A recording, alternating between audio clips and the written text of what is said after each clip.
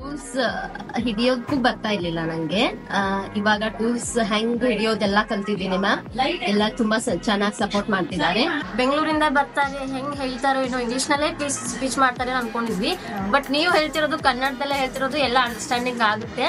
ಪ್ರತಿಯೊಬ್ರು ಇಂಟರ್ನ್ಶಿಪ್ ಅಲ್ಲಿ ಯಾರ್ಯಾರಿದಾರೋ ಎಲ್ರು ಪ್ರತಿಯೊಬ್ಬರ ಹತ್ರನೂ ಹೋಗಿ ಏನೇನು ಯಾವ್ದೇ ಮಿಸ್ಟೇಕ್ ಇದ್ರು ಅವ್ರು ಹೇಳ್ಕೊಡ್ತಾ ಇದಾರೆ. ಜೊತೆಗೆ ನೀವು ಹೇಳ್ಕೊಡ್ತಾ ಇದ್ದೀರಾ.